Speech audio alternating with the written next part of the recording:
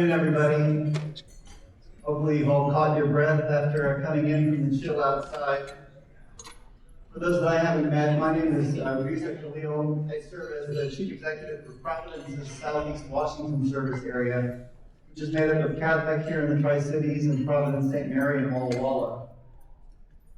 We're really proud of our legacy supporting the healthcare needs in our communities, Catholic since 1944, and St. Mary since 1880. As the premier sponsor for today's meeting, I'm grateful for the opportunity to share just a few thoughts with you on behalf of our whole team.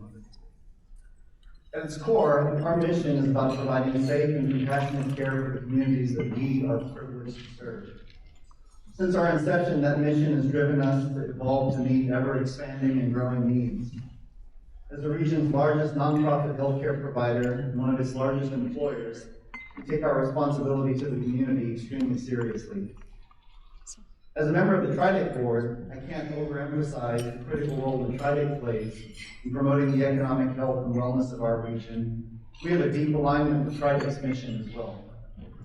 A huge part of our ability to continue growing our healthcare services for the community is the support we receive from all of you. I'm grateful for the work and strong relationships that we continue to cultivate in service to our collective success here in Southeast Washington. As you all know, it's your friends and neighbors who are the caregivers that make up the backbone of our local healthcare delivery system. They appreciate the support that continues to come from all of you in so many forms. Local business partners, grateful patients, generous donors to our foundations, and supporters of all stripes continue to be critically important to our ability to meet our mission for many years to come. We thank you all for your steadfast support.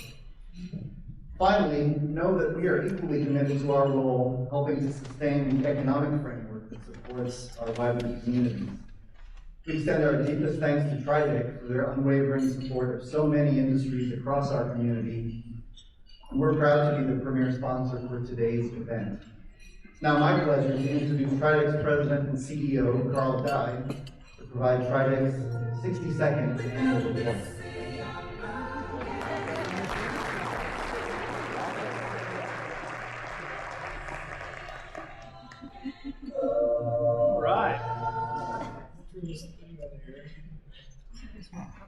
There we go.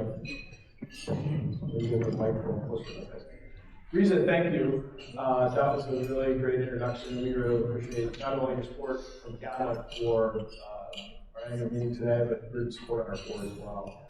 Long-standing relationship between TriDec and Catholic, and we truly appreciate it and value that. So, as Reza said, I look around and I think I know the majority of the folks out here today, but I'm blessed to be the President and CEO of TriDec. My name is Carl Dye. And on behalf of TriDec, our board of directors, I'd just like to thank everybody for coming out today. We have a new format this year. We are shifting to, this is our annual meeting, whereas before this event in February was actually our economic outlook. And so we had a broader slate of presentations than we had before. And what we found was really putting that bulk of presentations together, as well as asking all of our guests and investors to make a choice between they go to see the city presentation or the board presentation, or which one we're going to do. We changed this format. So today, we'll go through our annual meeting information. We'll then switch into 3 panel discussions that we'll have up here with 3 of our guests and have specific discussions about some of the major projects that are going on in the Tri-Cities right now. And then we'll adjourn. We'll also have, with partnership with the Tri-Cities Regional Chamber of Commerce, a discussion around an Ag Innovation Center that they've been leading, along with leadership from Randy Hayden from the Port of Osco. So that'll be immediately after this in the room next door. We changed this format up because as TriDec, one of the things that I've been here in 5 years, and this is putting on my script now, that says I need to include positive memories of the last 5 years. It's going to be hard for me to trim down my positive memories of the last 5 years. But membership in TriDec is something that we've tried to focus in on. And this last year, we've had great success, and I'm going to attribute it both to our team at TriDec that put together some better information about value and just increase the frequency and the messaging that we reinforce the investment in TriDec. The things that we do that we couldn't do without the investment of everybody in this room. But also because he's here today, he's really amazing membership chair and board member. Brad Mayfield from Propelling Construction has headed up our membership committee. And so this year we have some great advances in membership. And from our perspective at Trident, the thing that I can say to all of our investors is we want to do a better job of expressing what do we do, why is it important to invest in this, and what is our whole community going to get out of this investment in Trident. So today, that's going to be our message. We really appreciate it. For me, in my 5 years, this is my 5th year. The first time I was here, it was about a month before COVID came and shut us down. And I think that through that experience, we learned a lot. We learned a lot about our team. We learned how to work effectively remotely, as many of us did with that challenge. I was able to, through a series that Tracy Jow and our team puts together and still creates and produces for us, a series called Coffee with Carl, a series of webinars. Remotely, I was able to meet a lot of people virtually and have a discussion with them. We really, really like that format. And this year we'll actually be expanding on it. We're going to launch a new series called Driving Development. We've got a sponsorship of a Honda Prologue EV from the Southeast Washington Honda dealers, especially from our friends Mason McCurley, who's on the board. Hooked us up with that sponsorship. And so what we're going to do, the theme is, as we all know, the Tri-Cities, our development, really our community, is built on the road system. You know, we mainly developed as a community after World War II. The development in the United States during that time period was we developed around the car and suburbs and roads as the Tri-Cities did as well. So we'll get in the car, we'll do interviews in the car, it's not going to be carpool karaoke or anything like that. It's just going to be some good interviews that talk about going out and looking at projects together with a lot of our partners and being able to bring that information out to all of our sponsors. So, you know, the 5 years that I've been here, that's been something I would say that I've been able to enjoy, and everybody in this room that's extended to, especially all of our members, that's building authentic relationships. I think as people, we all know how to do that. We all know that we build authentic relationships.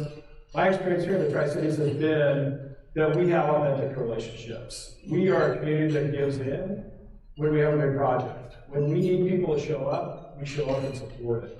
We're not shy about supporting great projects. We've got a long history of accomplishing very, very hard things. We're still a community that knows how to do things. We don't have a problem with industrial development like they do in the rest of our state or in some places in the country. When we have an opportunity that are good paying jobs for our community, we show up and support it. And I can't talk enough about that. Our job is to go out and sell our community to other companies and investors around the world. And when we get a chance to show up collectively, and it's not just Trident, it's all of our economic development partners that work together. This community rises above all others, across everybody else, when we show up and show that we support these projects. And so I think that's something that I learned these 5 years that I feel, again, blessed to be a part of. And that's really what Trident is. This is our 62nd year that we will be doing this first as the Tri-City Nuclear Industrial Council, and then in 1985 as Triac. And so we've got a long, long history of that. You know, those 5 years, I'll just point out, and when I talk about these projects, it doesn't have anything to do with me and me being here for 5 years. It is about this community. A lot of people have been working for a long time on these projects, and in the last 5 years, some really big ones have come to fruition. But as I do the math, you know, I count over the next 10 years, the projects that we've currently been involved in with our partners, there's about $5 billion in capital CapEx that's coming on projects to the Tri-City community. About somewhere over 10,000 direct and indirect jobs as we look at that. So we just had a workforce roundtable this morning. Thank you everybody that showed up for it. Our current workforce is somewhere around 140,000, I think, when you include ag workforce. And so 10,000 people over 10 years is something, according to my Idaho map, is like 8 or 7% growth over 10 years. And so that's how we count economic development, is how many jobs can you add. As we move forward, the workforce and providing those jobs is a challenge to all of us, and we're looking at ways how can we work together to meet this challenge that we have. But we're excited for that challenge because we know, again, we are the community that can figure out how to do it. We're optimistic that we'll continue to move forward for that. So I'd like to start our annual meeting portion off by recognizing our sponsors. We couldn't do it without this investment. And I'm not going to fool anybody, I'm going to read off the script. So don't think that I've got this memorized or, you know, it's going to look kind of funny as I read through it. But this is a really important message I want to get right. So before we kick it off, I'd like to extend a heartfelt thank you to our sponsors for their invaluable support in making this event possible. Their commitment to our community and industry allows us to create meaningful experiences that bring us all together and drive progress forward. So we just talked about Visa as the premier sponsor from Catholic. Our gold sponsor, represented here today by Jamie Shivik, is PNNL. Thank you very much. Our Workforce Roundtable sponsor this morning was Amy Bashir from HMIS. We really appreciate that support. Amy, thanks for heading off the Workforce Roundtable discussion this morning. Our silver sponsors are, I already gave a shout out, Brandon Mayfield from Truman Construction. Today we have as one of our guest panelists too, Brian Cunnington from Energy Northwest is a silver sponsor. Lance Stevens from Brampton, and then Paul Reed from the Tri-Cities Area Journal of Business. We're really excited about the Journal of Business. We look forward to building this relationship. We talked about an event that we'll all kind of work on together around workforce later this year. So thanks, Paul, and Journal of Business. Silver Event Partners, Diane Howard, Port of Benton, the Executive Director. Tanner Bader Engelman is here from Port Kettwick, and Randy Hayden from Port Pasco. I'll get into it later, but as long as I'm thanking the sponsors, I'm going to give a shout out to Randy. Randy is retiring in a couple months, and I just wanted to really give a big shout out to Randy. He's provided exceptional leadership to Port Pasco, the city of Pasco, Franklin County, and our whole community, and he's got really big shoes to fill. But Randy, you did a great job. Thank you for your commitment to our community, and thanks for being one of our silver event sponsors and partners.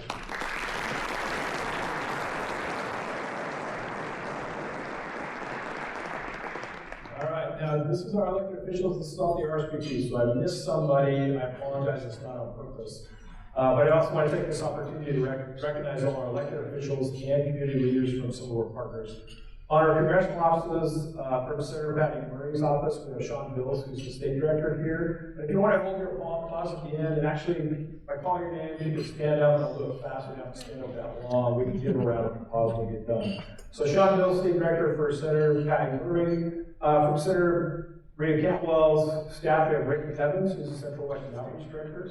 Congressman Dan Newhouse, Ashley Stubbs, Deputy Chief of Staff. From Benton County, we have Ken Spencer, the County Treasurer. From City of Keynote, we have our Mayor, Gerald Crawford, and Council members Jim Milbauer and Chuck Torelli. City of Richland, we have the Mayor, Teresa Richardson, John Amundsen, the City Manager, Joe Schissel, the Deputy City Manager, and Drew Florence, the Assistant City Manager. City of West Richland, Mayor Pro Tem Craig Brink, Council members David Fetto, Port Benton, our Commissioners Roy Keck, Scott Miller, Lori Stevens, Diane Howard, our Executive Director. Port of Kettwick, Commissioners Jim Novakovic, I saw Steve out there.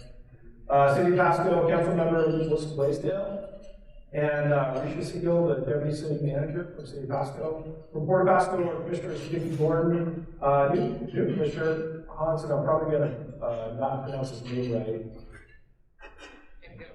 Engelman, thank you. Also talked about Randy Hayden, our Executive Director, and I can't help but make sure that we recognize Buck Taft, the Airport Director of the best airport in the United States of America. Let's give him all a hand.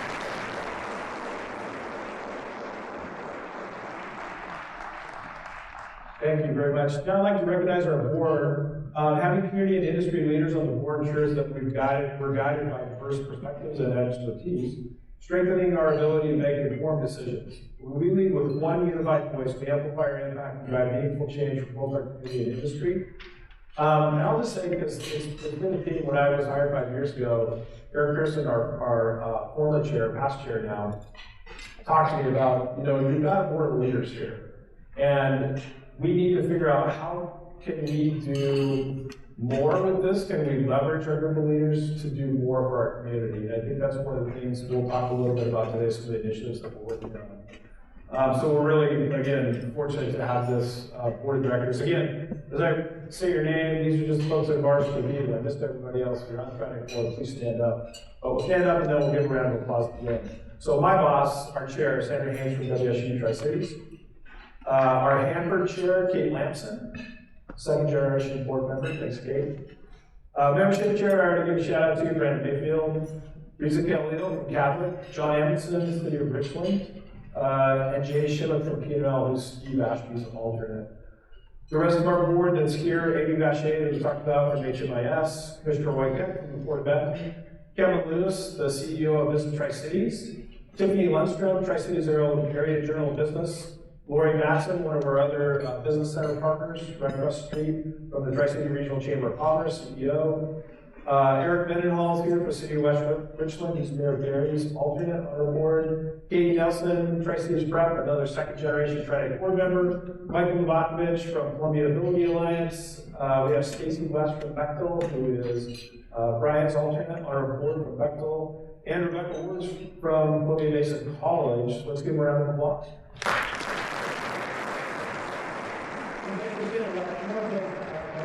I appreciate everybody standing up for that. We have some outgoing board members, and we'd like to recognize them. Some of them are here in person, some of them aren't. So I'll just start off with Mike Miller. Mike and his family owned their security system for in downtown Pasco. And Mike, from when I started, we had worked on a project previously with AutoZone.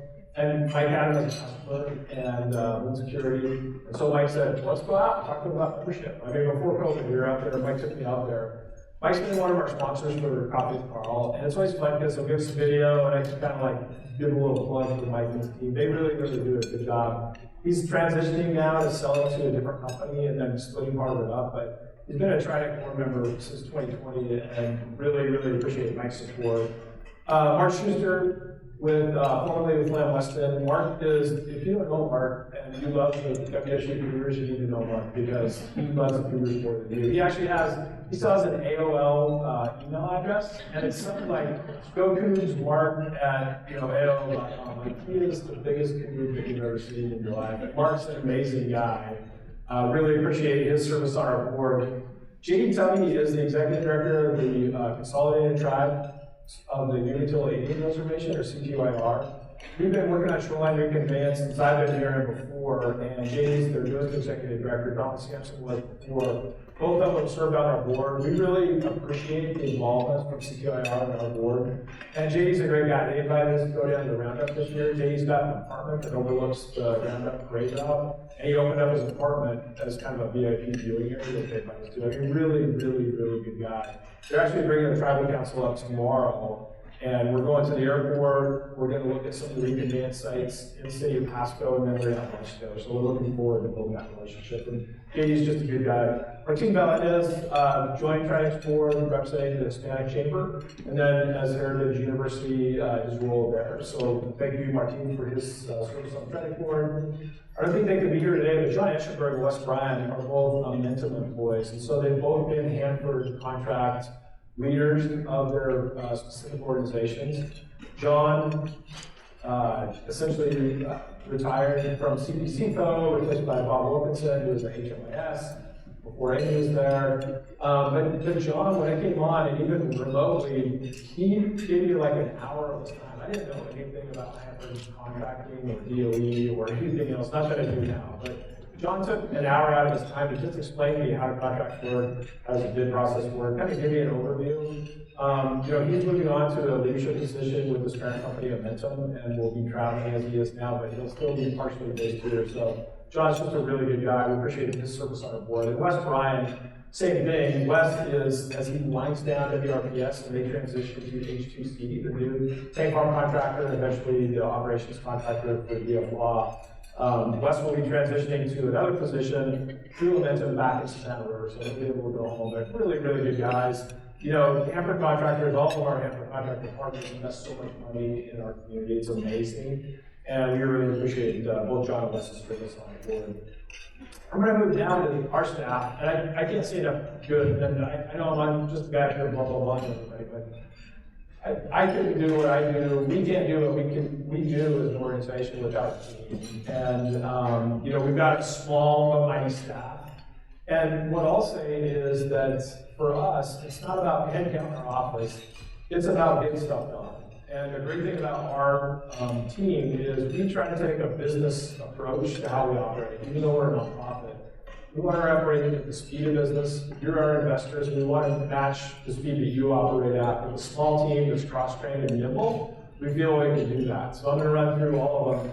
The other thing I think that strikes me about our team, our staff, is they've been here a really long time. And a lot of times I think you think of an organization like, oh, they're just kind of old, stodgy, and we all are getting a little bit older. I really did that. But I'm going to give you the years of service of our staff, because it's really the strength that we have. They have the knowledge and understanding and relationships throughout our community that helps us do our job. At the same time, still cross-training, still be open to new things, and really having this fail-failure, fail-forward attitude that small business startups always have. We want to have that attitude and that culture, and that's what we try to do, even with a team that has this really long length of service. So I'm starting with David Reebok, VP of Federal Programs and Executive Director for Hanford Communities. This is his 9th year with TriDeck. Previously, he worked for Senator Cantwell. Before that, was Senator Murray. And so his role as our Federal Programs Chair and also the Executive Director of Hanford Communities, David is perfectly suited for this role. And he's just such a good guy. I think everybody loves David. I don't know anybody that doesn't love David. I'm sure nobody likes me, but David's a really good guy. And so, he does a wonderful job for us. Laura Moore's our Director of Finance. So this is her 32nd year that she's been here. And, we have a variety of funding sources. Not only our membership that we're here today to talk about investment, but also contracts with all of our cities, sports, and counties. Also a contract with the state of Washington for Department of Commerce work that we do. So if we have Laura, she does all of our financial stuff. And she's dedicated to that. She does reporting to publish. She wears so many different hats. And because she's been here, what I really appreciate is, just like Tri-Cities, she has that historical perspective that really helps me do my job, all of us do our job. And Laura's an amazing team member. Tracy puts this whole thing together. She always has. And she produces copy of Carl. She does all our communications. She's in charge of our corporate and community relations that she's really, really good at. She has a passion for workforce. The workforce exploring that we had this morning, Tracy's our point of contact on that. She does an amazing job. And she's in her 18th year here. Tiffany Burke, our operations manager, who basically tells me what to do. I really couldn't do anything unless Tiffany kind of kept me lined out. She's in her 8th year. And operations manager is great because she just picked up some responsibility on our request for proposals that we sent out to all our partners. Tiffany's managing that for us now, that direct communications link. She's doing an amazing job. And again, the cross-training of our full team, I'm not even telling you half of what they do, because as things come up, we've got a team that's going to attack and get stuff done. Our newest member, Sean O'Brien. Sean is the Executive Director of Energy Forward Alliance. That is a wholly owned subsidiary, now with the 501c3 status. So if you're interested in investment in Energy Forward Alliance, there's a tax benefit to that, which we like to highlight. But Sean came previously from Congressman Newhouse's office, where he was actually the leader of the Western Caucus for Congressman Newhouse. And then a short stint in another nonprofit before the timing worked out for us to hire Sean. But he's brought so much, and we look so forward to Energy Forward Alliance building and having its own identity, because one of the things that we'll talk about today and similar discussion this afternoon has been our rotate around energy. And energy, we've got such a long-standing relationship with energy, going back to the Manhattan Project, going back to the foundation and the predecessor of Energy Northwest, moving forward into advanced energy, moving into bundle power administration issues. So many things. We are literally the center of the universe in all these issues, and so Sean, as the leader of our Energy Forward Alliance, plays a really key position in what we're doing with our community and really for the state of Washington. Also, Bethany Close. So Bethany has moved on to another job, but she's still working with us on contract work as program coordinator for Hampton Community. So Bethany, totally wish you well, but you're still part of our team. You never really escaped from TriDeck, so I wanted to give a shout out to that for sure. I'd said it before, but I'll just say it a little bit better now. Economic development is a team effort. We're deeply grateful for our partners at the state, county, and city levels, as well as our ports, chambers of commerce, Benton Franklin Workforce Development Council, Benton Franklin Council of Governments, SCORE, which is free small business negotiation service, and SBDC, or Small Business Development Center, and our higher education and K-12 education system. Their collaboration and commitment help drive our region forward. All those entities that I just mentioned either serve on our board or are really part of our key committees that we had up. And so when we say TriDeck, I just want to be clear, because attribution sometimes gets sallied about a bit, but when we say TriDeck, we're talking about the whole community. That's who we feel we are. We don't say that boastfully, we say that collaboratively. So all of those partners that just named off, the work that we do or we're involved in, we couldn't do it if we didn't all work together. So huge thank you to all of our partners. Now we're going to go into some of our highlights of 2024, and as I think back on last year, we didn't have the big announcements like we had the previous year. The previous year, we actually led the state in announcements on construction projects or upcoming projects for that. Our two counties did. Last year, we didn't have those, but what I'd say about last year is a lot of the groundwork that leads us to the big announcements eventually was accomplished last year. Some of the things that we want to talk about today here, and as I was writing my notes up, I was thinking why do we invite everybody out? Other than I do want to say I hope the steak dinners or the steak lunch is really good. Tracy said we're at the steak, so I'm looking forward to trying it out. So why are we here besides paying what you did is sit here and talk about this and look back on the last year. And it's really about our community. It's what we talked about before. We have a relationship to everybody else in this room. And so to talk about the projects that we're involved in, or the things that we can do and work together, that's really what TriDec's about. That's what we've been about for 52 years.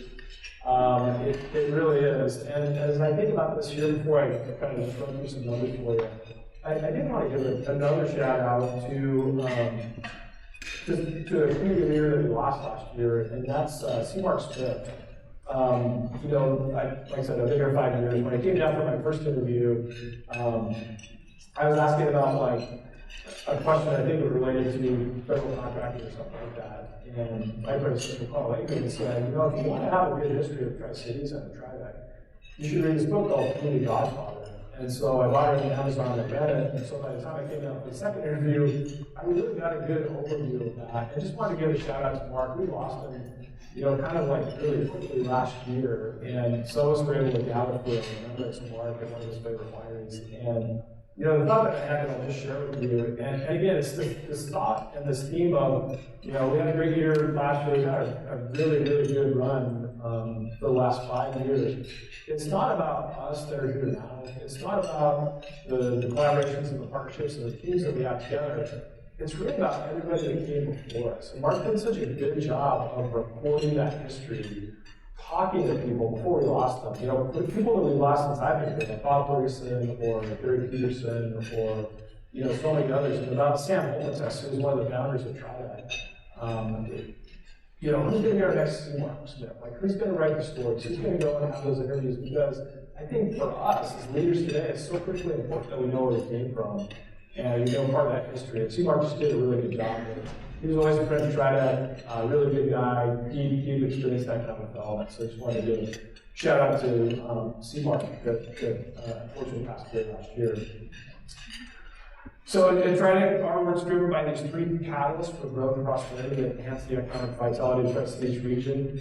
They are, and one other way to we have these perfectly memorized: economic advancement, state and federal advocacy, visionary and unifying leadership. Our efforts not only fuel regional growth, but also ensure long-term resilience and competitiveness in an evolving economic landscape. By really focusing on these 3 pillars, TriDec plays a critical role in shaping the Tri-Cities future. Your membership investment that we talked about before allows us to cultivate regional economic resilience and strengthen the community we all call home. TriDec members contribute to the overall prosperity of the region. Your business helps create jobs, foster innovation, and build a thriving business ecosystem that benefits everybody. So we really, again, just want to double down and thank you everybody for your investment in Tri-Cities. And moving forward, what our goal is for our new series that we're rolling out, we actually just had the first one on Tuesday. Dr. Steve Ashby from PNNL was our first guest. It's called Donuts and Development. We're trying to foster, just like the fellowship that we get in the room today. I guess that's one of the reasons that we're here in the middle of, well, I guess it's snowing outside. It's just the networking and bringing people together. And so on a regular monthly basis, we want to do that with this new series called Donuts and Development. Just want to give a shout out to that. We'll have guest speakers. Many of the folks that will join us normally in the economic outputs today will join us in those weekly series. We've got the best members in the world despite that we've got. We're trying to encourage in-person participation, but it's open to all TriDec members, and we also do it virtually. But we want to try to build as many people get together in person so there's that added network of or networking benefit the folks that come out together. So looking at last year in our economic advancement review, I'll just run through this quickly. TriNet's committed to driving economic growth, fostering innovation, and developing a skilled workforce by diversifying industries, attracting talent, and supporting small businesses. So in 2024, these numbers look like we responded to 20 requests for information, which is what Commerce sends us, kind of these leads that we distribute to our partners. We hosted 10 site tours for prospective businesses, so the ratio of 20 leads to 10 site visits actually is really good. It's part of the groundwork that we do, building up to hopefully some of those future announcements on site selection. We participated in 50 trade shows, conventions, and workshops, hosted 2 workforce roundtables, we had a third one this morning. We held 3 small business workshops, and again, these are many of them in partnership with our partners that are out there. We continue to provide space for SBDC and for our small business coaching entities, helping small businesses grow and thrive. Federal and state advocacy review, we serve as the region's voice advocating for policies and funding to drive economic growth, support research and development, and ensure Hanford cleanup for progress while securing new mission opportunities. So in 2024, that federal and state advocacy, David is actually, I think, in the executive committee for this group called Energy Communities Alliance. It's a nationwide group of cleanup communities, and now really is morphing, I would say, into clean energy communities, which is an opportunity just like us. So other cleanup sites as well, and other communities that are kind of moving forward for the nuclear sites, like in Wyoming, building up on. We're part of the Tri-Cities Legislative Council, which is the Tri-Cities Regional Chamber of Commerce, Visit Tri-Cities, Pasco Chamber of Commerce, West Michigan Chamber of Commerce, Hispanic Chamber of Commerce. I'm probably forgetting somebody there. I think that's all the entities. Tri-Cities Legislative Council in 2024, we came up with 6 priorities, and we're really happy to say that 4 of those were actually passed by the legislature. Really excited about that work that we did together. We did the same thing with Saturday. Tri-Cities Day in Olympia, which went really well. Record turnout for us, 85 folks. Leadership Tri-Cities joined us. We had a really good day. And for our friends from Spokane, like Paul Lee, I'll just say that we think we had more people there than Spokane did. We're not competitive with Spokane at all. Really good work for the Ledge Council. We continue to advocate for Hanford PNNL funding. And I talked about Sean before, but last year was kind of a unique thing. Starting with UFA, we had a unique chance to contract directly with Energy Northwest and support them on, for the first time, state of Washington legislature invested in nuclear power. And Sean was a part of that team, working with our legislators, working across many entities, Energy Northwest members, to put together that. That was a huge win. And then one other one that we haven't talked a lot about, but the Department of Energy, I'll just say, co-opted an amazing phrase that was created by my boss, Sandra Haynes, called Clean Energy. And she made it up, I think, on the spot. And we had the Deputy Secretary of DOE out here like 2 years ago. He used that phrase, and they had it on this nationwide program where they're trying to do more renewable energy generation on DOE cleanup sites. And so at Hanford, they were going to lease up to, I think originally it was like 12 to 13, 14,000 acres for some type of renewable energy generation. As we looked at that, and we looked at land that had previously been transferred and declared surplus by the federal government, given to TriNet, we have this role as a community use organization. We then transferred that land, 1,600 acres, onto Fort Benton, City of Richland, and Energy Northwest for a solar facility. As we looked at that transfer land, and then we looked at out on the Hanford side where Energy Northwest, where Columbia Generating Station is, and where future nuclear is going to go, we were concerned that that was what we wanted to ask for in the future, that we wanted more land transfer in the future as we build on the success, and we didn't want to cover it up with solar panels. So David and Sean worked together with actually the contractor that was picked to do this cleanup to clean energy at the Hanford site, Hecate Energy, which we built a relationship with, to preserve that corridor. So that land, eventually we want to ask for it would be transferred to the community. We could do more energy co-location in the future, was preserved from that. So that was another big project that we all worked on together for that. The last catalyst I'll talk about is visionary unifying leadership. So reviewing that. We've fostered collaboration across local governments, businesses, and stakeholders to drive shared economic goals, address workforce and infrastructure needs, and position the Tri-Cities as a leader in regional innovation kind of comes back to what I talked about earlier, that Trident 4 is made up of leaders in our community. How are we leveraging that? How are we effectively making sure that our community continues to drive forward? So last year, we continued to work on shoreline resilience, which is part of our project for the Tri-Cities Strategic Alliance that we have in place with the Regional Chamber of Commerce, Visit Tri-Cities, and the Council of Governments. Continue to advocate for lower stakeholder dams, which are critically important to our economy. Obviously for irrigation, transportation, and electrical generation and resiliency of our local grid.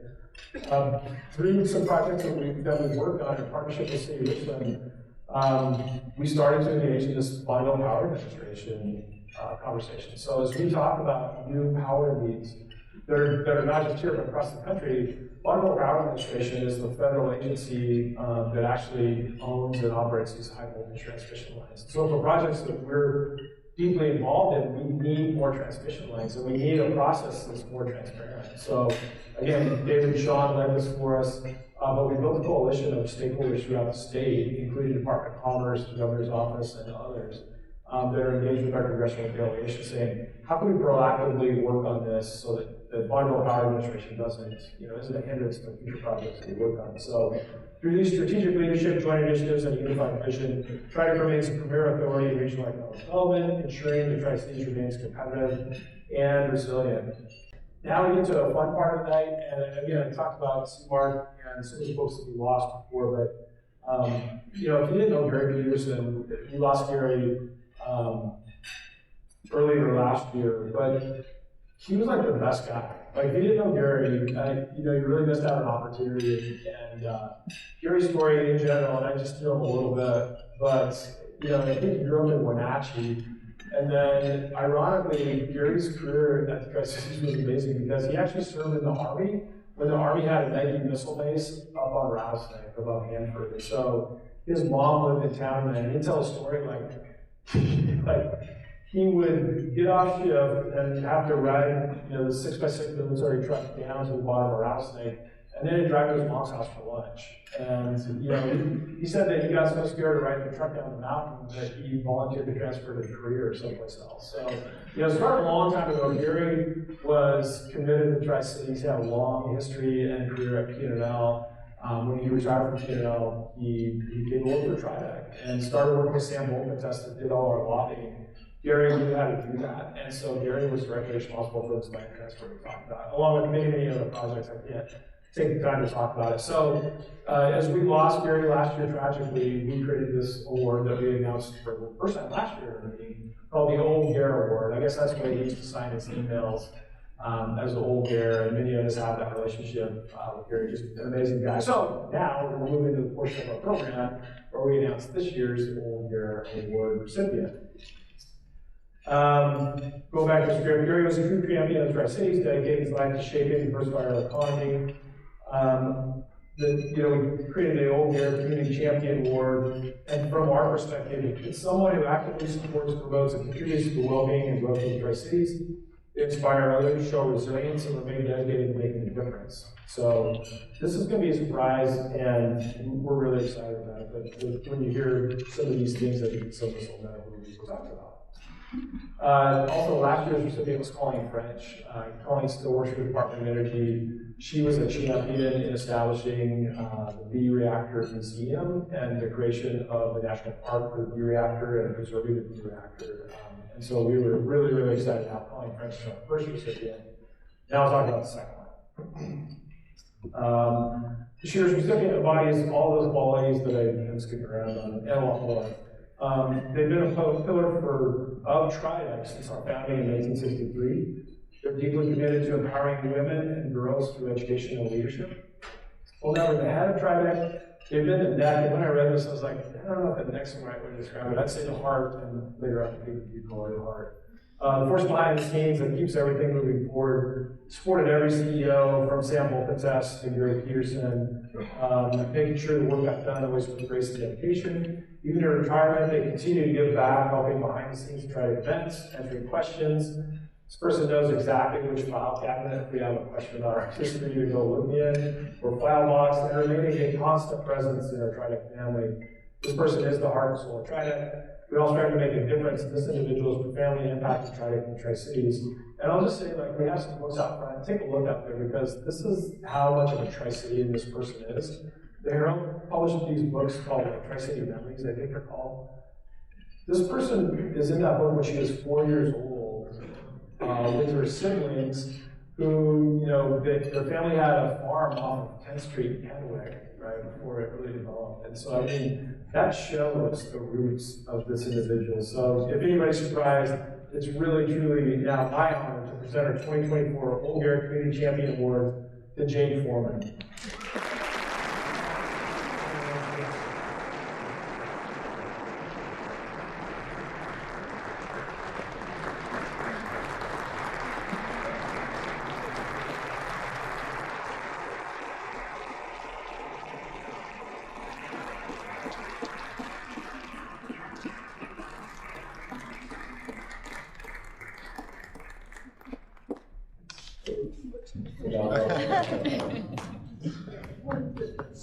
So this is the, you know, in honor of Gary, the Old Garrett Award actually is a boxing glove because you got to fight for the Tri-Cities.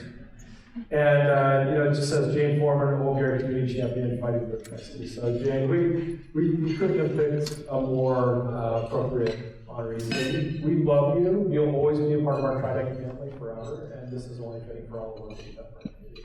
Here, guys, thank you. Truly honored.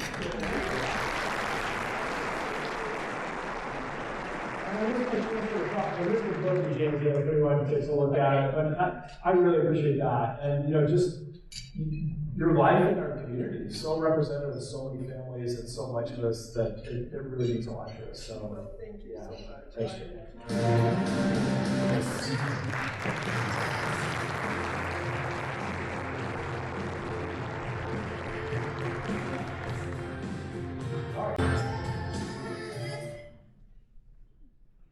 Moving right along, now in the fun part. This year's theme of Driving Innovation focuses on the industries and advancements propelling economic growth, sustainability, and technological progress in our region.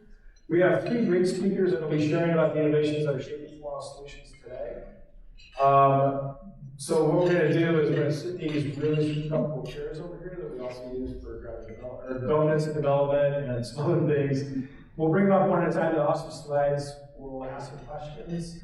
And then we'll move on. So I'm going to announce them, and then I'll welcome starting with Brian. So Brian Cunnington is the Energy and Professional Services Manager for Energy Northwest. We also have Kelly Sullivan, who's the Acting Deputy Director for Science and Technology at PNNL. And then Stephen Bezerkowitz, thank you for that pronunciation. I talked to Stephen before, Senior Advisor at the Richland Site Operations and Advanced Reactors for Francophone. So let's get into it. And I think we might even have some walk-up music because first up is Brian Cunnington to discuss how Energy Northwest is propelling the clean energy transition.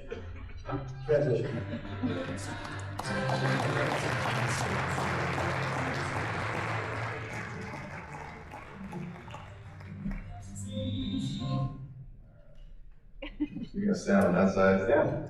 Okay. You can say that TV. And I envy Brian's voice. Like he could be a radio announcer or something. He's got like the best voice. You want me to use my radio voice? Exactly.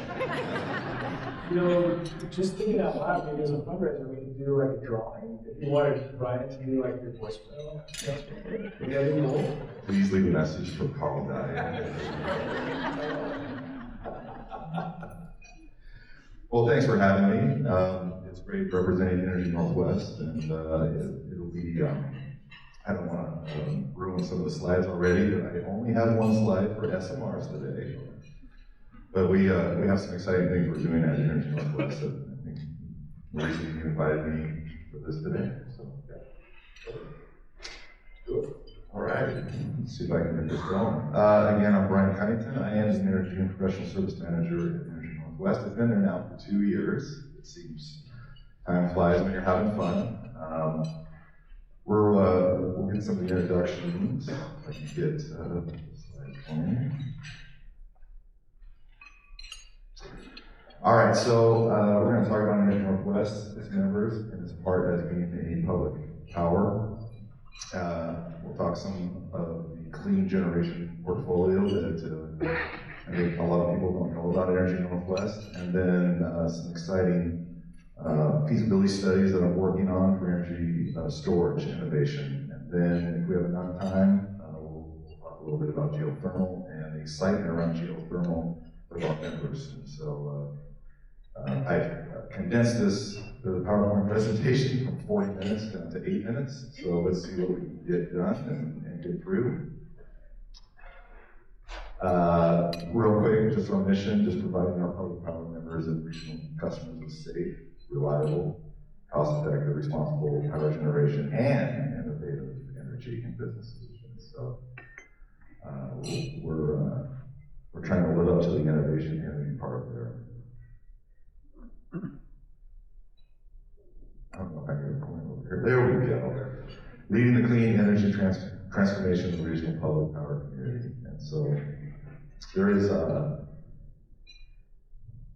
an important data I wanted to bring up for Columbia Generation Station. So I think most people, when they think of Energy Northwest, they realize it's really the only commercial nuclear plant in the Pacific Northwest. And it's important to know that beginning April 11th, we are going to go into our 27 refueling outage. And so we're going to get some new fuel in there, and we're going to be able to generate clean energy for the next 20 to 24 months after that. Joint operating agency. I don't think a lot of people realize that Energy Northwest is actually a joint operating agency created by the state of Washington. And because of that, we also have members. And if you look at the list of members, I think you might recognize 3 very important members here in Tri-Cities. That would be, of course, City of Richland, Benton County PD, and Franklin County PD. If anyone from there is here today, thank you for being a member. They have a board member that's on Energy Northwest board, and they communicate to Greg Cohen, my boss, and Bob Schutz on what they are looking at to make sure that we have enough energy for our customers and for you out there that live here in the Tri-Cities. There's some services we also provide, and I have some of my staff here today. We work on grant funding. We work on a big discussion today with workforce development and how active we are in the community working on workforce development. We also are looking into cybersecurity. We also work with IT. There's a lot of services we provide our members that you see right here. And we have a unique relationship with each of these members.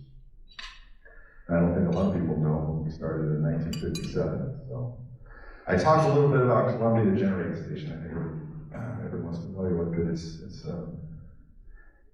It's a nice base load, more than 1,200 megawatts. But I think it's important, and part of the slide deck that I prepare you for what's coming next, which is let's take a look at Packard Lake Hydro Project. That's one of our first projects. It's a 27 megawatt hydro project over near Packwood, Washington. And then if you look to the south, you'll notice the wind turbines out there. That is also owned by Energy Northwest and provides energy for our public power members that have signed up for it. And it's at approximately 96 megawatts. We are working hand in hand with Port of Denton to bring in a new solar plant, and that is going to be in North Richland. And we're looking to try to get 150 megawatts. It'll probably be more like 127.5 megawatts. But that should be starting construction in 2027. We just continue to look for projects that really can bring on generation for this the ever-growing demand for electricity just continues to increase. I do not have any other real, well, we can go over the other ones here, Titan and Portland General Electric and the Stone Creek are really more O&M projects that we work on with hydro. It's one of the services we provide at Energy Northwest is actually O&M services for generation. Now let's talk with the one slide everyone's probably been asking me about. Really, is the relationship and partnership and collaboration between Energy Northwest, Amazon, X Energy. And this really is beneficial for the community because we are going to have these SMRs here in the Tri-Cities and next to the Columbia generation station. So we are permitting for 12 units. And so if you think of a parking lot and how many of these small modular reactors you're going to have, we're preparing for 12 sites in a parking lot. And so the first 4 will be for Amazon if they do want to decide to purchase those 4 modules.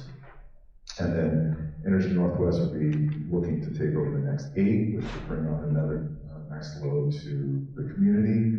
It would be a great base load into the state of Washington. So again, we think it's one of the most important private and public collaborations when it comes to new nuclear projects going forward. And it should be a testimony to the rest of the United States that this can actually happen. So.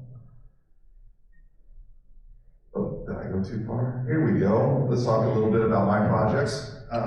We went in with the Department of Commerce and we asked for a little bit of grant money to work on a feasibility study. Back to our Packwood hydro plant. We're looking to make some advancements, some design changes, and then rebuild the grid and work on the microgrid. We're also looking at adding solar. This is all in a design phase and feasibility phase. This is really to complement the assets we already have at Energy Northwest, those are valuable assets, so we need to continue to invest in those and make them more efficient, more effective, more viable. So I don't want to give anything away too much, but we do have a completion date of this feasibility study and economic study in June. I'll have to come back, Carl. We'll probably give a whole presentation on that and the outcome of it. But I do want to recognize that PNNL is a wonderful partner with us, and they're also leading the study for us. And we're finding out some incredible information. I have here that 1.6 megawatts for solar might not be viable, but at the same time, the 1 megawatt and 4 megawatt hour battery storage might be doubled. So we might be looking at more of a 2 megawatt and 4 megawatt battery storage. This all comes down to the property, the geography, and what is available coming off of that hydro. So really, it would also benefit Lewis County PUD. Packwood is at the end of their distribution system, and we could actually backfeed into them and help them out. So this is all part of that feasibility study. We are really excited to find out the results and if we can go forward with that. I put a slide in here for a pilot scale long duration energy storage project with a local company here called Renew. And I know Tridec's familiar with them. We've had this conversation multiple times.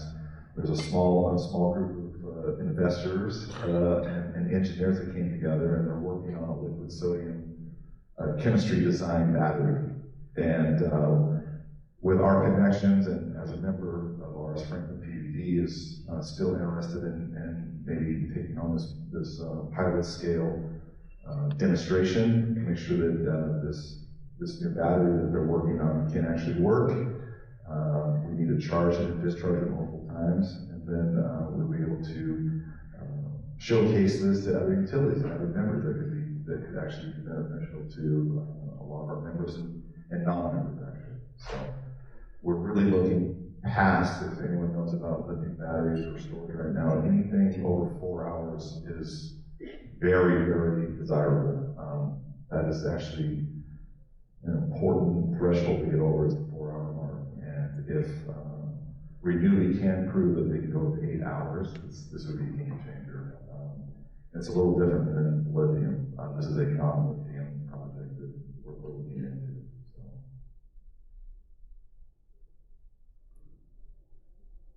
All right, there's another one here, really close to home. This is the Benton County Long Duration Energy Storage Feasibility Study. We also work with Commerce on this one. Really, my task on this one was to see how we can maximize the wind turbine farm that we already own and operate for public power. And how can we utilize and really stretch out the energy viability of dispatchable power instead of waiting for the wind to kick on. We have some kind of storage facility that allows us to store that. So again, if you remember that slide of what it was, it's at 96 megawatts. That's why I specifically said, can we match something like that at 75 to 100 megawatts for over 10 hours? PNNL again is leading this charge for us, and they're helping us really push this idea of utilizing our current assets and making sure we could really maximize the assets that Energy Northwest has.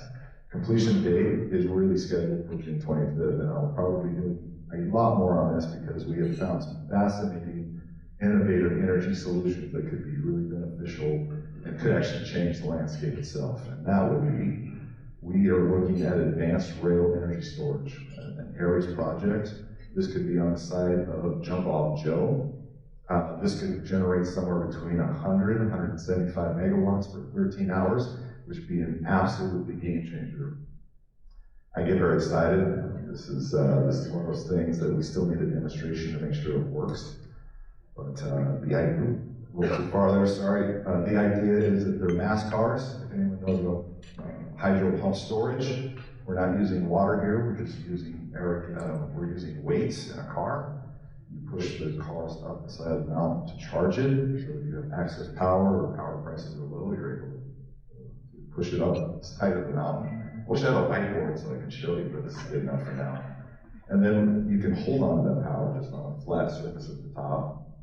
And then when you actually need the power, whether it's a heating event in the summer here in Tri-Cities or a very cold event, possibly now, you dispatch the cars and generate power. And then that would be a benefit to our current infrastructure we already have. And so having that sited at our wind farm is, I think, extremely valuable. And so we're really looking into that. There's some other technologies that PNNL are getting us to. But I just wanted to mention, we're not just looking at chemical storage, this is a mechanical storage. So we are really excited to see what this final report is and get back to everyone.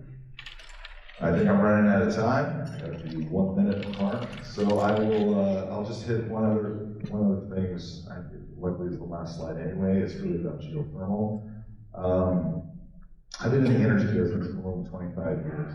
And when it comes to geothermal, you hear about it, and it comes in waves like, hey, maybe we should all run into the thermal, and then it dies off, and it comes back.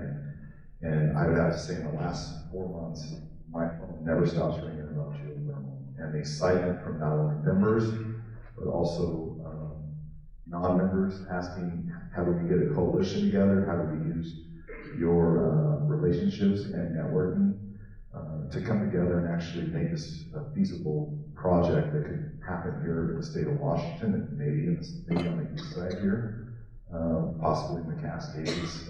But we need to start that and begin that process again. We're excited about SMRs. That's a clean, dependable base load. Geothermal is the exact same thing. Instead of having nuclear power, you're obviously using earth power. So just wanted to just give you a highlight. This is an exciting time to be in power, and it's great that this community is on the forefront. So. Right, thanks. That was awesome.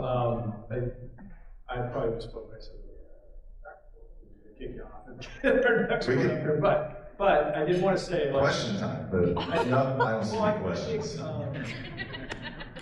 We'll briefly get into this just to track, but with kind of change in the federal administration, at the same time that in the state of Washington where we're at, the state of Washington through the voter initiative on Climate Commitment Act, which was approved by the majority of state voters of the state of Washington, is a key point, right? So potentially some of the funding opportunities from the federal government that have been there and helped drive projects in the past could very well change. We don't know yet. But if they change, I think it's important to point out that the state of Washington has kind of doubled down on, hopefully, because they're taxing carbon emissions, that they will in future reinvest it in projects like you guys are pioneering. And I think that makes a lot of sense. Obviously, you guys are very strategic in that move, but it's a nuanced dance, right, between federal funding sources and state funding, and you've really got some history of doing great projects with the state. Yeah, I think the state's still a big proponent and a big pusher for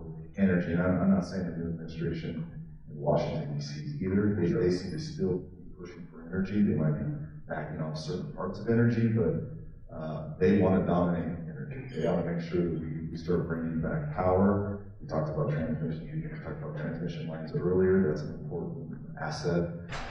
When it comes to SMRs, we can start placing those and help with some of the transmission problems. But I do believe the state of Washington is interested in pushing forward with clean power. And what does that look like? And we have the expertise at Energy Northwest to continue to push that, whether it's on the nuclear side or the non-nuclear side. So, yeah. Brian, thank you. Let's give it a try.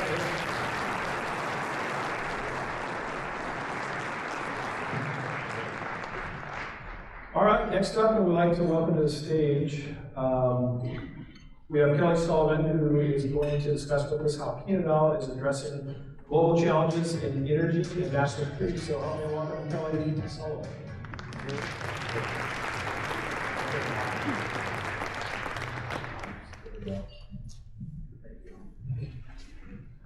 So good afternoon. I'm delighted to be here. Thank you so much. This is on, sorry. Oh yeah, it's okay. Yep. Just want to make sure. Usually that's not a problem. So thanks so much for having me here today. I really appreciate it. I'm Kelly Sullivan, here for Steve Ashby. Some of you may have heard from Steve earlier this week at the Donuts and Development. I will try to cover some different ground for you, but I would be remiss in not letting you know that it is the 60th anniversary of PNNL this year, so we're a little younger than you, but we really appreciate the long partnership that we've had with TriDet. So just to make sure people are oriented, we are one of 17 national labs in the Department of Energy. We are operated by Mattel on behalf of the Department of Energy. We are a large multi-program laboratory. We have about $1.6 billion in activity last year, about 6,400 staff, most of whom are located here in Richland. But we do have staff in College Park, Maryland, Sequim, Washington, Portland, Oregon, and remotely throughout the country as well. So at our core, PNNL is about scientific discovery. That's who we are as a laboratory. And then we take that scientific discovery and we apply it to energy resiliency and national security. This is the one-slide summary of our laboratory. But to drill down into what that means, our laboratory is well known for being able to use PowerPoint. Well known for our strengths in chemistry, earth sciences, data science, and biology. That's been true throughout our history. When we take those strengths and we apply them to grid modernization and energy storage in terms of energy resiliency, you heard a little bit about that in Brian's talk. Fortunately, I picked other examples. And then in national security, it's around understanding nuclear materials and threat analysis. So this is PNNL in one slide drilled down, who we are as a laboratory. What I want to do is take a little time and go through just a quick couple of examples of great science that's come out of our laboratory and is making an impact, or will make an impact in the world. So first is this vapor technology, vapor sniffing technology. This is an amazing technology, and I admit bias in selecting this example because I was a mass spectrometrist in my former life before Cunnington laboratory, and this is built on mass spectrometry technology. This technology was developed originally to discover or detect explosives, primarily thinking about detection of explosives at ports of entry or airports. But it was adapted to detect illicit substances. In October, we had a demonstration at the Nogales Crossing with the Department of Homeland Security. And this system was there with a company whose name escapes me right now, but with a company that's licensing it. And so in a real example, the Border Patrol folks captured materials, and we analyzed them and detected fentanyl, detected heroin, detected fentanyl precursors, and other illicit substances. The real value here is that each one of those samples took 1 minute. Their current technology takes 60 minutes. So now we have a much higher throughput availability to the Department of Homeland Security, so obviously they're quite interested in that. It's going to make a big difference. The second example is much more early stage, but we're exploring looking at silk in microelectronics, such as wearable health sensors. Typically you use silicon. Silk has got some really great optical and mechanical properties and electrical properties, but it also looks like that. It's kind of a mess of tangled materials. But we have developed techniques to really control proteins and the crystalline structure of the silk. And we developed a flat crystalline structure of silk that we put on graphene. So it's now a conductive structure, but it's flexible and pliable and controllable in different ways. So this could really revolutionize health sensors. So that's just a couple of examples. I have lots. And so I just want to thank you all for letting me be here and share a little bit about PNNL with you, and I'm happy to answer your questions. Oh, that's amazing. And thank you for putting those slides together. So on the wearable, the silk, so are you like synthesizing artificial silk, or are you modifying natural silk? Because there's a silk coming like from the silkworm. There's natural and artificial silks, but it's the same thing. It's protein. Yeah. And what you need to do is tailor and make the protein do exactly what you want at an atomic level. Yeah. So instead of letting the silk naturally occur as it does from the silkworm or the spider silk or whatever silk you want to get, you control that structure in the proteins while maintaining the electrical and mechanical and connectivity properties. Okay. Yeah, pretty cool. So because Steve did join us on Tuesday for Notes and Development, and of course he talked about the PNNL salute and the sensing technology that's actually in the vascular report and every report across the world. But did the fentanyl sniffing spectrometer come out of that same area that does that, or is that a different area? Yeah, it's out of a completely different area. The PNNL salute is around imaging technologies related to not the X-ray imaging, but the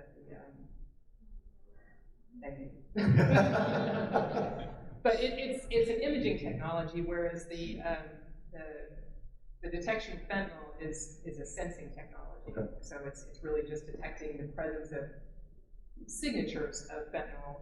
And the really big value on this one is, nerd out for a moment here. Mass spectrometry is historically done where you have this library of gold standards, and you get your mass spectrum and you compare it to the library of gold standards to identify what it was.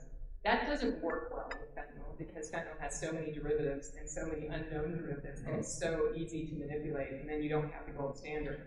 So what we've also developed in addition to the exquisite detection limits that this has, is an ability to use our chemical intuition about fentanyls and use it in a way so that even if we hadn't seen it before, we can still identify it as a fentanyl derivative. You say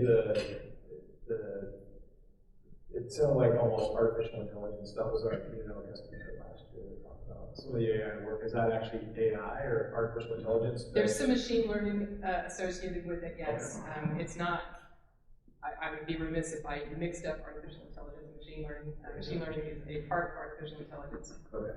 Andy's nodding his head. So, but yeah, there was some machine learning involved in that to help train the mass spectrometry analysis tools. Yeah, and so like you talked about the PNNL salute being like an imaging technology. This is more the mass spectrometer, but like once it identifies what's in its SNPs, then is it all done like in a computer digitally, or is it, I think of a mass spectrometer kind of giving some type of graph readout on what the composition is, but is it? Yeah, but I mean, but the computer does all stuff. In the end, it's all it's all computerized. Okay. I mean, I'm old enough to remember script charting, but it is the same technology. Okay. The good news, I don't know if Steve shared with you, is that we also are on the verge of developing technologies that allow us to keep your shoes on inside the PNNL salute. So. We did. I think I've heard say a couple times he uses total recall, which is cool. Yeah. Well, I mean, we are actually moving towards that. Yeah. No, that's really cool. Kelly, this has been great, and I know it's kind of brief. You guys obviously can have many things we can talk about, but that partnership that we've had for 60 years is incredible to us. And one of the things we did talk with Steve, that just go into a little bit more depth, is the economic impact of the lab. You know, and I think from our standpoint as a community, sometimes we might take the lab for granted, but we always want to be clear, it's not this island that's up in North Richland. You guys, your team, all of your employees, which not everybody has a PhD. There's so many people that work at the lab that do so much for our community.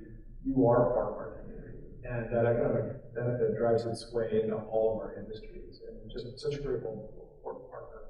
We really appreciate it. Yeah, we really appreciate it. And I've been here 23 and a half years now, so I definitely appreciate the Tri-Cities as well. Yes. Kelly, thanks for your time.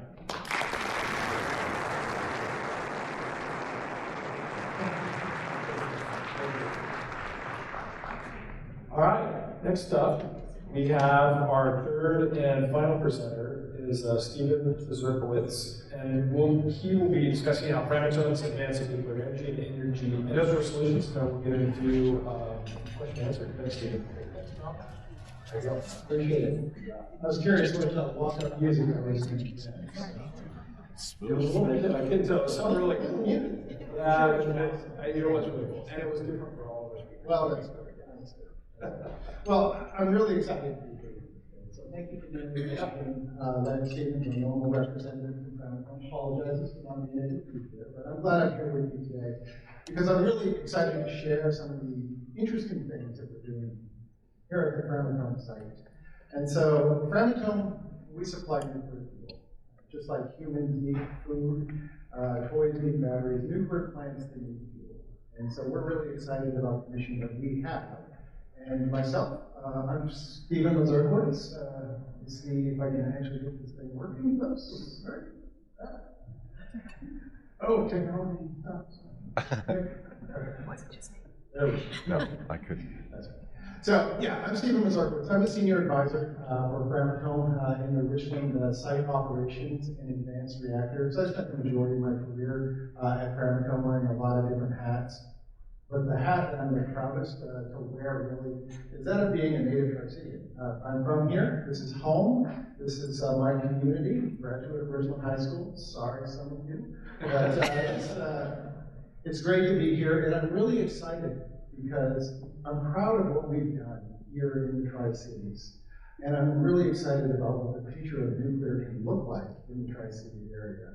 And so just kind of starting out, I have a video here, and hopefully it works. If not, I'll blame it all on the communications director.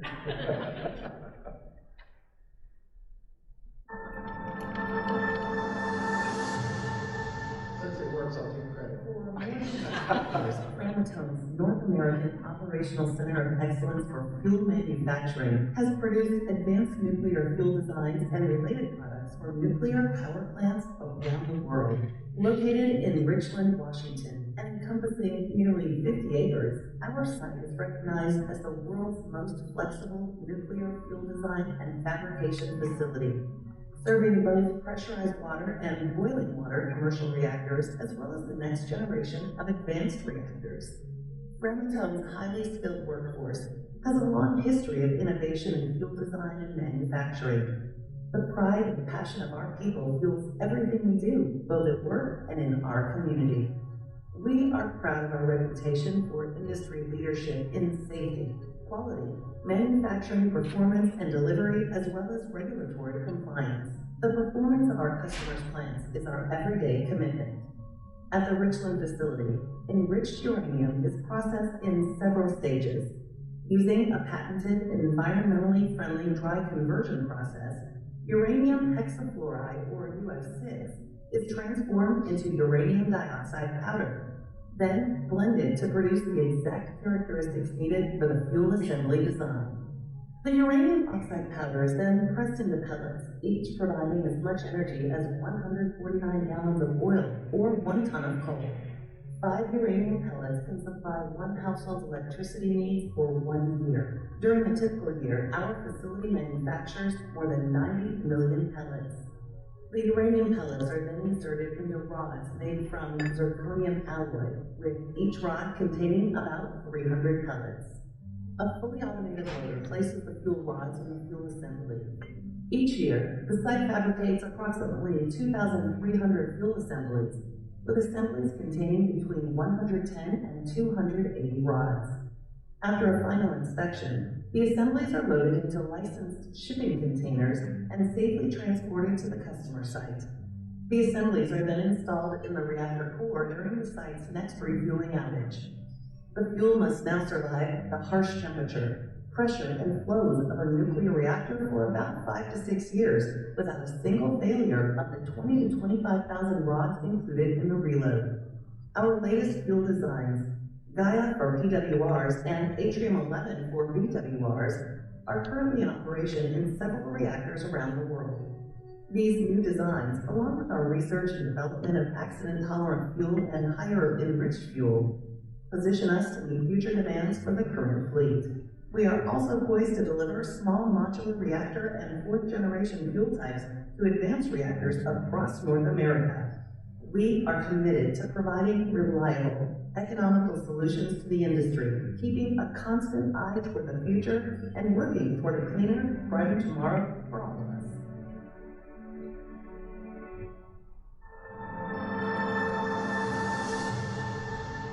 All right, now everybody knows how to make nuclear fuel. But I wanted to say just a few words. I mean, in all seriousness, that video gave you a really good overview of what it is that Propelling does and what we bring to the community. But I want to take you on a little bit of a journey from where we've been to where we are today to really kind of paint the picture of where we're going in the future. So I think we all kind of talked a little bit about when we first started here. I think maybe we're the baby of the industry, of the speakers today, because we've been in the community for only 55 years. So it wasn't so and yeah. Anyway, but we've been a member of this community for a long time, and we plan on being a member of this community for a long time. But dating back all the way to 1969, that's when we first started. We started as Jersey Nuclear, which was basically driven by the parent company, Standard Oil at the time. They wanted to take their experience in refining and mining and turn it into the nuclear fuel cycle. So, starting out not as an OEM, we've always had to innovate, to try to develop the solutions that we need to be able to be competitive within the market. We've had to fight for what it is that we got. That's how we got here today, through innovation and through customer service. And so if any of you are familiar with the site or have seen it, or even paid close attention to the video, you can see these original 3 buildings. They're still there today. Come drive down Horn Rapids Road sometime. You'll find that that first office building is actually the entrance to our facility now. So that's where we were, but that sets us up to where we are today. Those 3 buildings have grown into 50 buildings within our fence line, and we have over 700 employees. And what we're working on is we're working to address some of the most critical issues that are out there for our society. One, energy security. Cunnington plays a big role in that. We produce the fuel that supports the generation of 5% of all utility electric capacity here in the United States. We take our responsibility as an environmental steward very seriously. I think the video said we produce like 90 million fuel pellets every year. Each one of those fuel pellets has a place in eliminating and reducing greenhouse emissions. So if you take that in aggregate, we ourselves are responsible and proudly responsible for basically diverting over 300 million tons of greenhouse gases that would be otherwise going into the atmosphere. Our site is flexible. We provide about 2,000 fuel assemblies a year, going to a variety of different reactors, all with different platforms. VWRs, PWRs, there's different vintages of each one of them. And throughout our history, we've delivered over 75,000 fuel assemblies. And those have come in all sorts of shapes and forms. But we've been here for a long time. And we plan to be here and continue to be here for a very, very long time, supporting our customers and those needs as those needs grow. And that really kind of takes us to the future and where we want to go. It really depends on what our customer needs. And so what we do to try to understand where we're going is we really look at what the market is telling us. And over the last several years in the nuclear industry, what the market is telling us is that there is a growing need for power. And the use of that power is used in a variety of different ways, and the way that it's used is actually evolving itself. And so we're listening to them. And we find that our customers, they are needing their fuel that they're being supplied. They need it to run longer, be able to be more resilient, give them longer operating lives. We also find that there's new nuclear power plants that are coming online. We've had 3 large light water reactors built within the last 10 years, and that's exciting considering where the industry was even a few decades ago. There's even some light water reactors that had shut down because of economic concerns in previous years. Well, those same reactors are actually now looking to start back up. Ironically, Framatome supplies the fuel for a couple of those reactors. And so if you look at our current baseload, what we are providing our customers, when we add on these extra opportunities, what we find is that there's a need to grow. And so that's why Framatome is in a growth mindset at this point. We talked a little bit about advanced reactors and some of the exciting things that are going on here in this community. It's going on here, and I would love to see it in our backyard. But it's going on everywhere as well. And so the next generation of nuclear power plants is upon us. That's the future. And we're preparing ourselves to be ready for that future. And so how we're doing that is basically focusing on 4 key areas. 1, we are investing capital and have consistently invested capital in our plant to make sure that it is a modern and reliable facility. We want to maintain our position within the market to be able to be a best-in-class supplier of nuclear fuel products to the industry. That's the absolute. We can't get away from that because that's the foundation upon everything that we want to do is build. But if you came to the Richland site today, what you would actually find is you find a lot of work going on to transition the plant to be able to supply fuel assemblies that have higher enrichment levels. So currently we provide fuel that's enriched up to 5% U-235. We're going and transitioning the plant to be able to provide higher limits for what we can use in these fuel assemblies. And that, coupled with advanced management strategies, is really going to allow our customers to be able to operate their fuel longer cycles, be able to extract more energy out of it, and meet their overall needs. So within the next couple of years, we anticipate our first delivery of this sort of AFM fuel is what we call it. It's also commonly referred to as LEU plus fuel, so it's a higher enrichment than 5%. Also, I talked a little bit about some of the different things that are coming down the pipe in terms of supplying some of these new reactors that are coming back online. We have been very successful in the market, and so we have a broad demand from the market. We find ourselves needing to increase our capacity at the plant. And so between now and the end of the decade, we really have a focus on trying to increase our production capacity from where it is today by another additional 20%. And that's not even counting what we're doing in the advanced reactor space. We're currently readying ourselves for the advanced reactor market that is materializing and coming to fruition right now. The interesting thing about the advanced reactor market is it uses a different fuel form than we have been supplying to the light water reactors. And so with that comes the need to develop, comes the need to innovate, comes the need to be flexible in what it is that we provide. And so we at Framatome, we're the Center of Excellence for Advanced Reactor Fuel. And what we are doing is we are currently in the phase of really trying to develop and demonstrate those processes to make these advanced reactor fuels. We've got active pilot programs going on right now within our current fence line. And in the future, if you're going to be driving down Horn Rapids Road, what you'll find is that our site is going to be expanding. Our focus is to expand the site and by the end of the decade to be able to incorporate the ability to supply these advanced reactors. And so that could actually increase our facility footprint quite a bit for certain, but with that comes jobs, comes opportunities, and becomes the opportunity to really grow this area and be a successful partner to this community. And so I think that's what I wanted to say. I'll just say that right now is an exciting time in the Tri-Cities, in nuclear, and what's going on. I am incredibly grateful to be here at this time and be part of it, to be part of Framatome, who's trying to contribute to its success. So thank you. I'm happy to take any questions.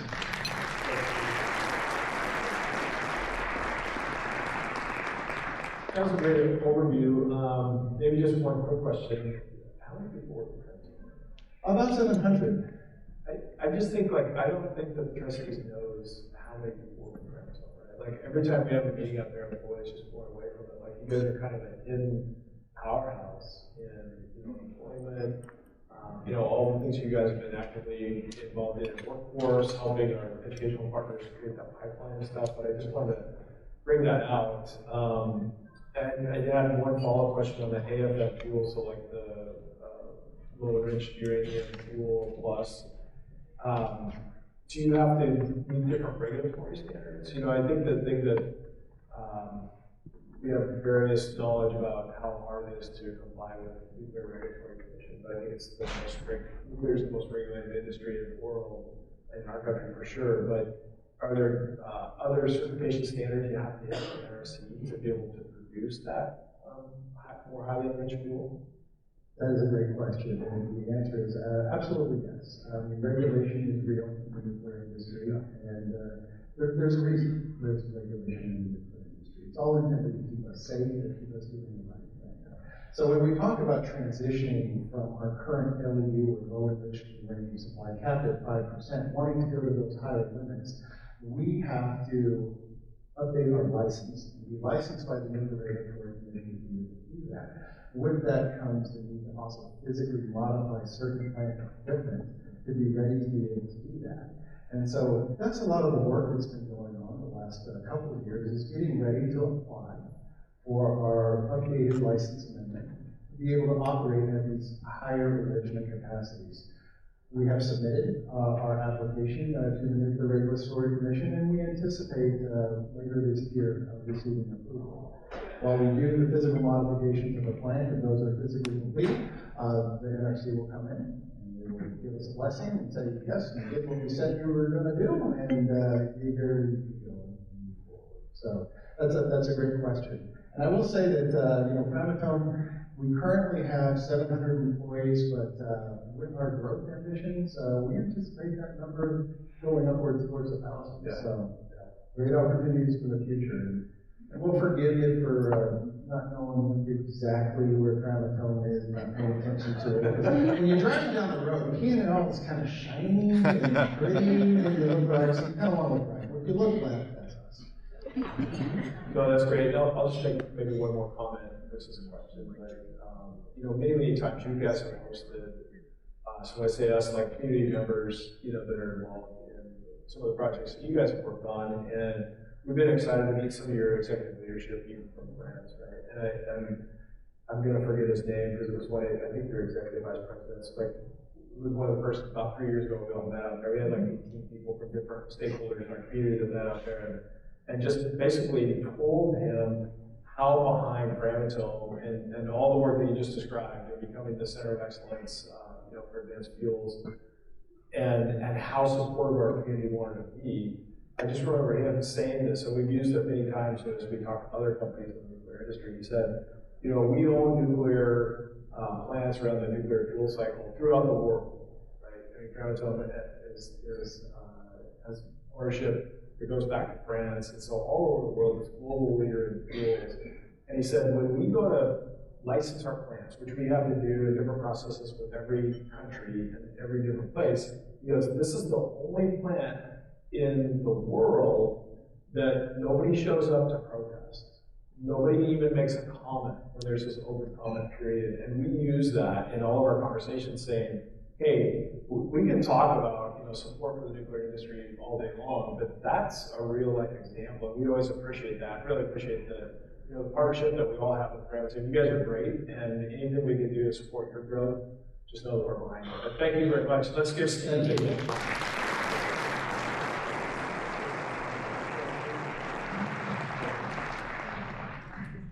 All right, we're just about ready to wrap up. I know we're listening fast, so I'm going to make it quick. But before we wrap up, please join me in thanking these outstanding speakers today, Brian, Kellen, and Stephen, for sharing their valuable insights.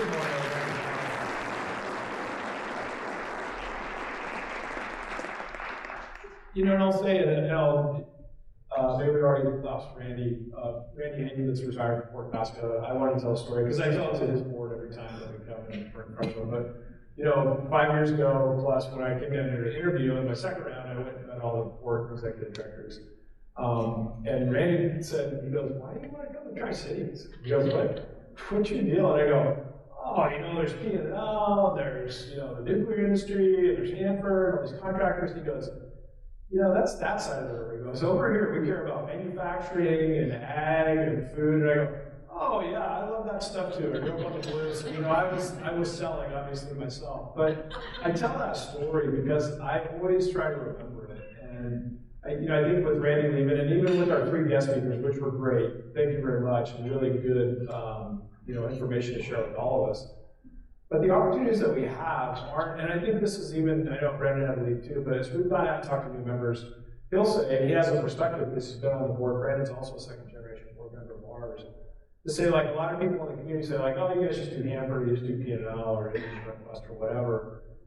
It's really important to us, all of us, and me especially, this Randy story is why I tell it, is because we have to be mindful of the breadth of the diversity of our economy. And we want to represent everybody. We're not just one thing. We're not, our federal programs, we're not just ag or those things. Our community represents all those industries. That's what we are. That's what we want to be clear that we support. And we think these opportunities, even with our guest speakers, from the lab to Energy Northwest to Cunnington, there's opportunities in new electrical and energy growth and nuclear from both sides of the river. So I just wanted to make that point as we wrap up here. I just also want to extend a heartfelt thank you to our sponsors for the generous support of TRIDEC's 62nd annual meeting. Your partnership makes events like these possible and helps us continue our mission of driving economic growth in the Tri-Cities. And now in honor of our new series, Donuts and Development, don't forget to grab on your way out the door a fresh Spud Nut, which is what we always give for our Donuts and Development. And I do want to give a shout out to Spud Nuts because they actually fired up and made a special batch for us just so that we could have some fresh Spud Nuts as you walk out the door, so make sure you pick those up. Speaking of Donuts and Development, the next one is Tuesday, March 11th, where all of our city partners are going to join us together to discuss the latest developments driving economic growth in our community. And again, join us on the second Tuesday of each month, online, or we really prefer in person. We're going to, we want to build that networking. That's the opportunity that we have in the meeting and coming together. So if you get a chance, come over on the second Tuesday, March 11th, to hear about these city developments that we're working on. So on behalf of TRIDEC, our board of directors, me personally and everybody else in the room, thank you. We couldn't do this without your investment in TRIDEC. If you're not a TRIDEC member, seriously consider it. Reach out to us. We'd love to sit down and talk to you about how your investment is going to be multiplied for our community like we talked about today. So thank you, everybody. Have a safe drive home through the snow, and thanks for coming out today.